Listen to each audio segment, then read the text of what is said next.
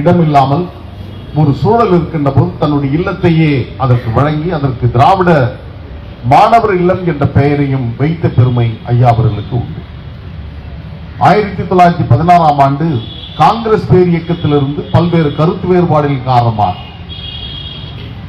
வெளியே வந்த ஐயா சர்பிட்டி தியாகராயர் அவர்களும் டி.எம். நாயர் அவர்களும் இணைந்து இந்த மண்ணில் தென்னிந்தியாவில் உருவாக்கப்பட்ட ஒரு மாபெரும் மக்கள் இயக்கத்தினுடைய பெயராக அப்பொழுது தென்னிந்திய நல உரிமைச் சங்கம் என்று பெயர் சூட்டப்பட்டது. அதுதான் தாங்கள் நடத்திய பத்திரிகையின் பெயரால் ஜஸ்டிஸ் பத்திரிகையின் காரணமாக நீதி கட்சியாக மாறியது. இதற்கு முன்பாக நாம் கொஞ்சம் பின்னோக்கி பார்த்தால் நவநாகரிகத்துடைய தொட்டில் பூமியாக இருக்கின்ற பிரான்ஸ் தேசத்தில் வர்க்க பேதங்கள் அங்கேயும் இருந்தது. பிரபுக்கள் அல்லாதவர்கள் பிரபுக்கள் என்ற அந்த வரிசை வேறுபாடுகளின் காரணமாக அங்கே பிரான்ஸ் தேசத்தில் உருவான ஒரு இயக்கம், அந்த இயக்கம்தான் பிராமணர் அல்லாதார் ஒற்றுமை குறித்து பேசியது. அவர்கள்தான் த லா ஜஸ்டிஸ் என்ற ஒரு பத்திரிகையை நடத்தினார்கள். அவர்கள்தான் அந்த பத்திரிகையில் தராசு சின்னத்தை புதைத்திருந்தார். இதை சுவீகரித்துக் கொண்ட ஐயா நடேசனார் அவர்கள் இங்கே உருவாக்கப்பட்ட தென்னிந்திய நலமை சங்கத்திற்கு அதே சின்னத்தை, தராசு என்பது சமமாக இருக்க வேண்டும், அதுதான் சமூக நீதியாக இருக்க முடியும் என்ற அந்த சிந்தனை ஓட்டத்தில் அதை இங்கே உருவாக்கினார். எனவே 1916ஆம் ஆண்டு உருவாக்கப்பட்ட அந்த நீதி கட்சி தான் 1944இல் காங்கிரஸ் பேர் இயக்கத்திலிருந்து சுயமரியாதை இயக்கத்தை தோற்றுவித்த செல்ஃப் ரெஸ்பெக்ட் மூவ்மெண்ட் என்று சொல்லப்பட்ட அந்த இயக்கத்தை தோற்றுவித்த தந்தை பெரியார் அவர்கள் மொழிப்போரில் பெல்லாரி சிறையில் அடைபட்டிருந்த போது நீதி கட்சி சற்று பின்வாங்குகின்ற சூழல் அல்லது பிரச்சனையின் காரணமாக ஆட்சி அதிகாரத்தை இழக்க வேண்டிய சூழலில் தலைமையேற்க வேண்டிய பொறுப்பை தந்தை பெரியாரிடம் ஒப்படைக்கப்பட்டது. 1944இல் அந்த இயக்கத்திற்கு புதிய பெயர் சூட்ட வேண்டிய கட்டாயம் வந்தது. காரணம், அதுவரையில் நீதி கட்சியில் இருக்கின்ற தலைவர்கள் சர்பட்டமும் திவான் பகதூர், ராவ் பகதூர் பட்டங்களை தாங்கி வருகிறார்கள். குதிரை பூட்டிய சாரட் வண்டியில் தங்கச்சரிகை அறிந்த தலப்பாக அணிந்து கொண்டு வருகின்றார்கள். இது குடியான மக்களுக்கு, ஏழை கிராமப்புற மக்களுக்காக உருவாக்கப்பட்ட அந்த இயக்கத்தில் அந்த மக்களுக்கும் தலைவர்களுக்குமான இடைவெளி நிறைந்து இருக்கிற காரணத்தினால் இதை குடிசைவாசிகள் கையில் மீண்டும் கொண்டு சேர்க்க வேண்டும் என்று அண்ணா அவர்கள் முன்மொழிந்த தீர்மானம், அதுதான் அண்ணாதுரை தீர்மானமாக 1947 ஏலம் மணக்கும் சேலம் மாநகரில் ஆகஸ்ட் 22 அல்லது 27 என்று நினைக்கிறேன், அந்த நாளில் இந்த இயக்கம் உருப்பெற காரணமாக இருந்தது. தந்தை பெரியார் அவர்கள் அதனுடைய தலைவராகவும் பொதுச் செயலாளராக அண்ணா அவர்கள் நீதி கட்சியை, அப்பொழுது திராவிட கழகத்தை தலைமை தாங்குகிறார். தந்தை பெரியாரிடமிருந்து கருத்து வேறுபட்டு 1949இல் அண்ணா அவர்கள் தலைநகர் சென்னையில் ராபின்சன் பூங்காவில் திராவிட முன்னேற்ற கழகத்தை உருவாக்குகின்றார். 49இல் உருவாக்கப்பட்ட இயக்கம் 1957இல் தேர்தல் களத்தை சந்திக்கிறது. 67இல் அன்னை தமிழ்நாட்டின் ஆட்சி பொறுப்பை எடுக்கின்ற போது பத்திரிகையாளர் அண்ணாவிடம் கேட்கிறார், 10 ஆண்டுகளுக்கு முன்பாக நீங்கள் தேர்தல் களத்திற்கு, தேர்தல் அரசிற்கு வந்தீர்கள் 1957இல், ஆனால் 67இல் ஆட்சி கட்டுக்கு வந்திருக்கிறீர்களே, இது எப்படி சாத்தியப்பட்டது என்று கேட்டபோது அண்ணா மிக தெளிவாக சொன்னார், 10 ஆண்டுகளில் இந்த சாதனையை நாங்கள் நிகழ்த்தவில்லை, இதற்கு முன்பாக எங்களுடைய மூதாதையர்கள், எங்களுடைய பாட்டன் பூட்டன் போட்ட நீதி கட்சியின் விதைதான் இன்றைக்கு திராவிட முன்னேற்ற கழகமா ஆட்சி அதிகாரத்துக்கு வந்திருக்கிறது என்பதை அண்ணா பெருமிதத்தோடு நினைவு கூர்ந்தார் என்பதை நாம் மறந்துவிட முடியாது. அதிலிருந்து 1972இல் அண்ணா திராவிட முன்னேற்ற கழகம், 1994இல் மறுமலர்ச்சி திராவிட முன்னேற்ற கழகம், அதற்கு முன்பாக திராவிட விடுதலை கழகம், தந்தை பெரியார் திராவிட கழகம்.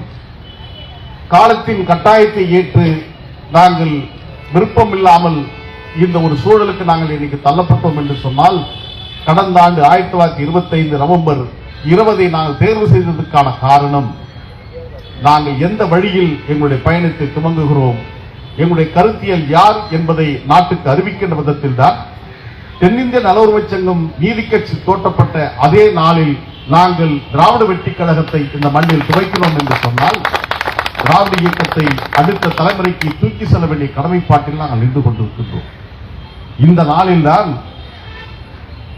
நம்முடைய நரேசனாருடைய நினைவு நாளில்தான் திராவிட வெற்றி கழகத்துடைய சட்டத்திட்டங்களை வெளியிடுகின்ற நிகழ்ச்சியும் இன்றைக்கு தலைநகர் சென்னையில் சேப்பாக்கம் அரசு விருந்தினர் பத்திரிகையாளர் மன்றத்தில் நாங்கள் வெளியிடுகிறோம் என்ற அந்த செய்தியும் நாங்கள் பதிவு வைப்பதற்கான காரணம், நாங்கள் இந்த பாரம்பரியத்திலிருந்து அன்றைக்கு விலக மாட்டோம் என்பதை சொல்வதற்கான கடமை.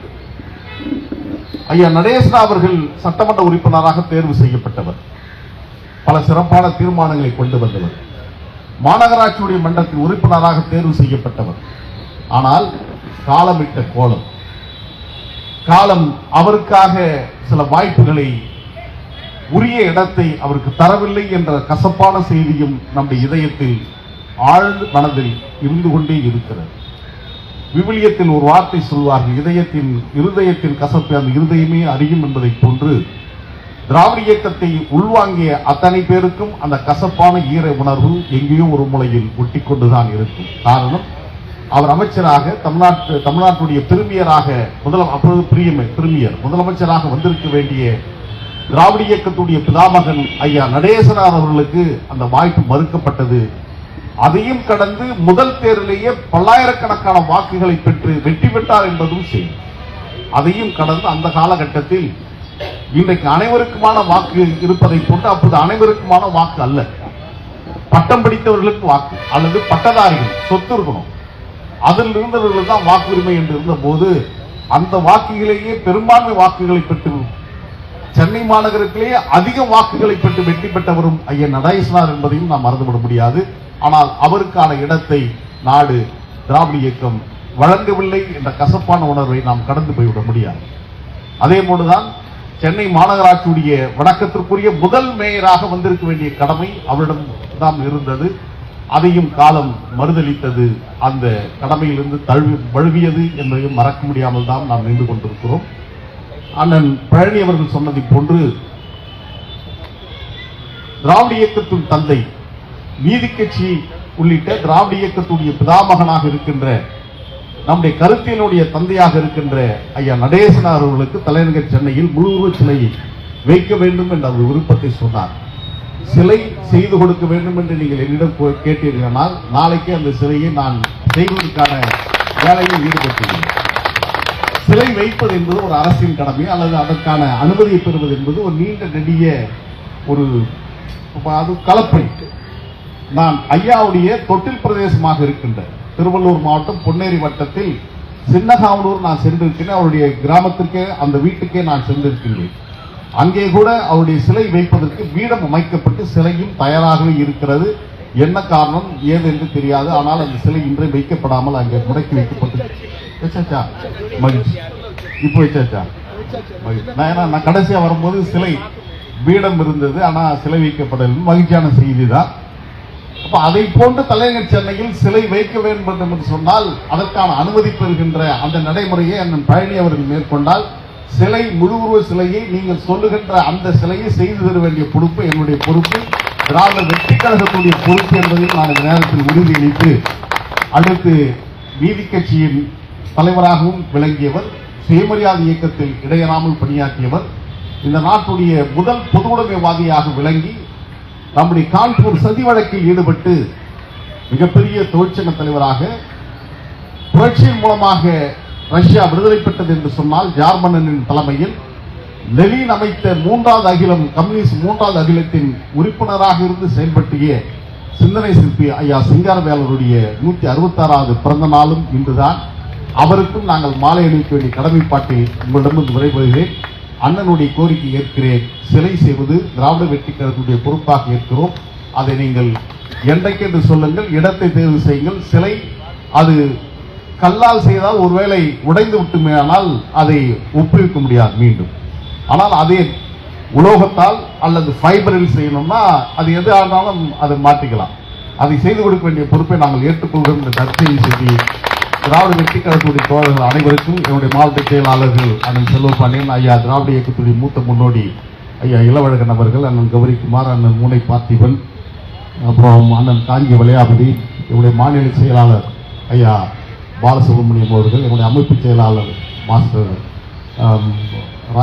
ராஜகுரு ரவீந்திரன் அவர்கள், தாம்பரம் மாநகர செயலாளர் பெருமதிப்புக்குரிய நம்முடைய அண்ணன் ராஜா முகமது, நம்முடைய சட்டத்துறை செயலாளர் வழக்கறிஞர் சதீஷ், அண்ணன் இன்ஜினியர் கதிரவன், நம்முடைய இளைஞரணியை சேர்ந்த ஜெகன், நம்முடைய ஆனந்த் உள்ளிட்ட அனைத்து தோழர்களுக்கும், நம்முடைய சிறுபான்மையுரிமை செயலாளர் பெருமதிப்புக்குரிய ஹாஜா போரூர் அவர்களுக்கும், நம்முடைய மாநில துணை செயலாளர் பெருமதிப்புக்குரிய சேலம் ஆனந்தராஜ், அண்ணன் கோபி, அண்ணன் சந்தான கோபாலகிருஷ்ணன் உள்ளிட்ட அனைவருக்கும், பெயர் சொன்ன நீண்ட போயிட்டே இருக்கும், அனைவருக்கும் வாழ்த்துக்களை சொல்கிறோம்.